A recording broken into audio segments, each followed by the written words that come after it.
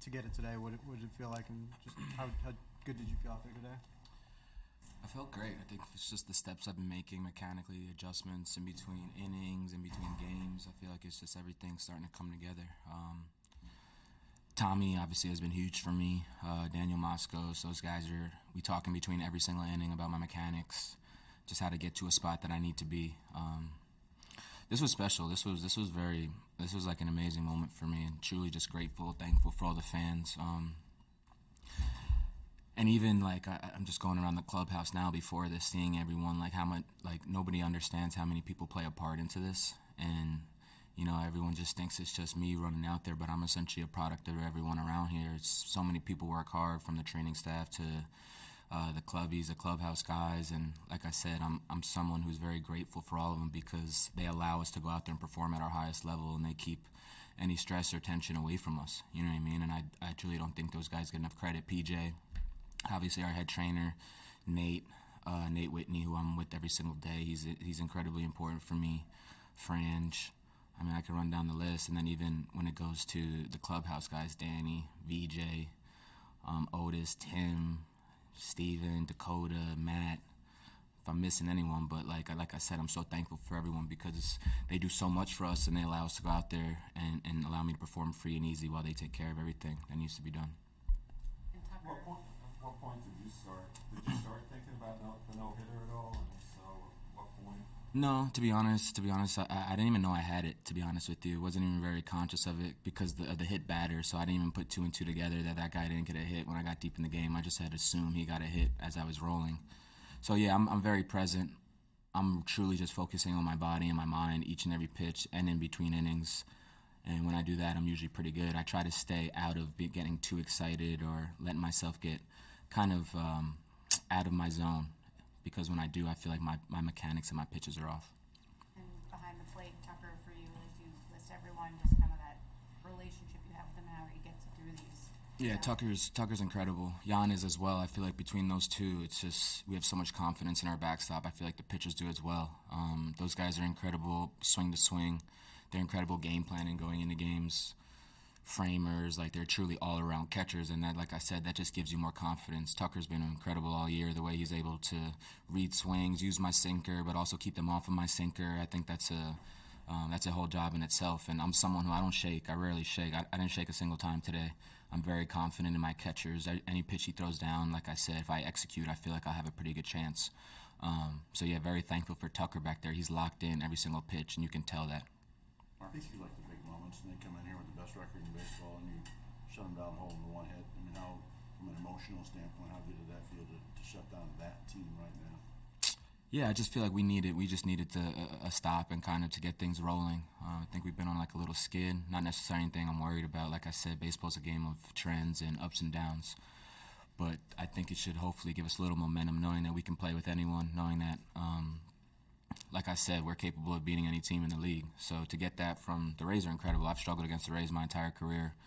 They've always been, their lineups are always scrappy. It's just you feel like they're on everything. So it's one of those teams that continually puts out great hitters 1 through 9, even if you don't necessarily know who they are. Anytime they bring someone up from the minors and put them in their lineup, it seems like they have success. So I was in the AL East for a while, and I used to hate facing the Rays just because, like I said, you're going to be in for a long day with how they battle. They don't give ABs away.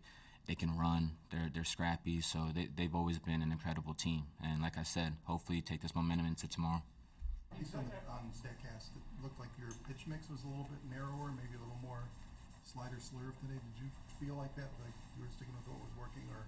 No, I just go off what Tucker's calling. To be honest with you, I'm very confident. Sinker, slider. I think game to game, I don't think it's going to necessarily always be sinker heavy predominant. I think it can kind of go either way.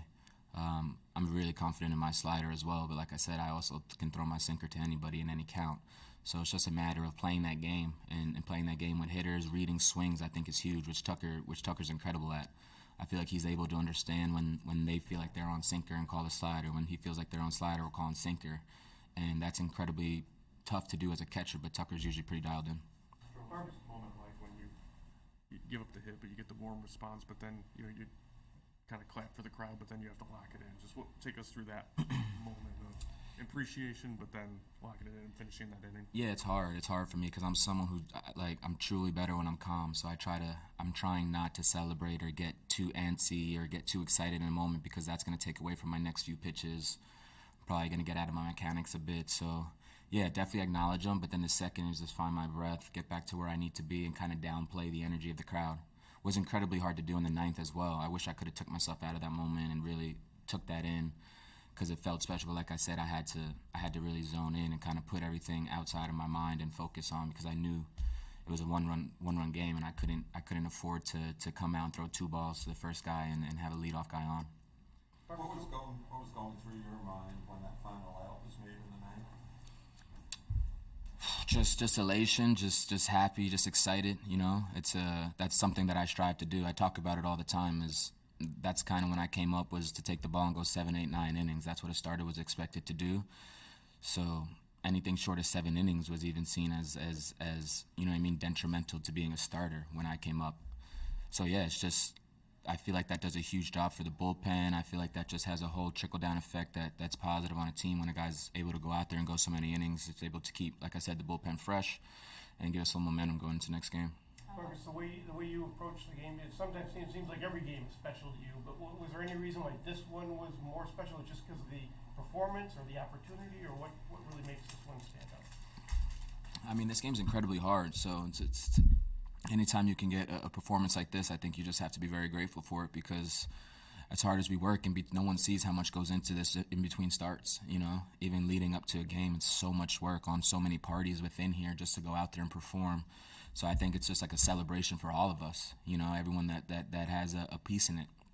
And like I said, I'm just very thankful and grateful that I can go out there, feel healthy, and put my team in a position to win each and every time. I mean, going CG at Wrigley, that's like one of the top moments in my career. You know what I mean? The energy.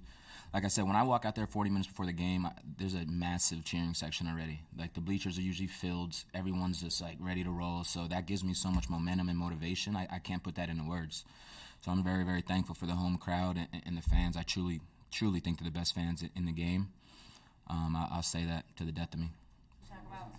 Wasn't a lot of pressure on your defense today. A couple of key plays in the 7th inning, but then you provided one of the that in there in the 9th, kind of making the run there to first. Was that play, from your perspective, what do you know, how do you assess that? Man, I'll go back and see it, but I'm just being an athlete. Like, I'm just in motion. I'm just being fluid. I'm trying to stay as calm as possible. So, like I said, that's why I'm always taking ground balls, throwing from different arm angles. I feel like my body's able to take over in moments like that and kind of adapt. So, yeah, the feed was just like slightly outside. It wasn't necessarily a terrible feed from Mervis at all. I just had to stretch a little bit.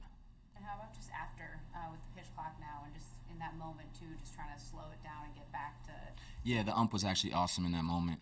He kind of came out there, and I kind of said, like, hey, I need a second. He actually came out to give me a second. So I think he was kind of conscious of it and very thankful. Like he didn't have to be like that in that moment, especially with the pitch clock. But I think he saw how big the moment was and how much I ran over, and like I was kind of trying to stretch a bit. So yeah, he came out, walked all the way out, I think almost to first base, and kind of gave me some time. You've talked a lot about the fans at Wrigley. How important is it to you to make sure that they get meaningful games deeper into the season? Yeah. I mean, we all want that. There's nothing more that every single person wants than that. You know what I mean? And like I said, everyone in this clubhouse is doing everything in their power to go out there and perform. So, like I said, hopefully things start going our way.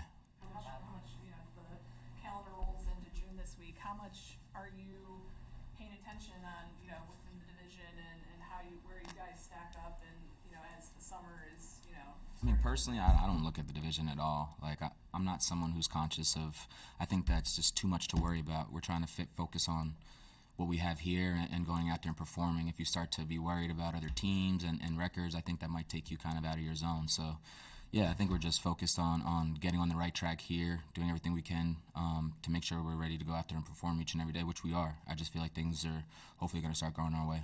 That moment in the 8th where you're walking off the field and you just kind of look and you're like, hey, I'm good. Like, can you just describe what you're thinking and the communication at that point with Ross, and just how you're feeling knowing that you can go all the way? Yeah, I was just locked in. Like, my mechanics felt very good.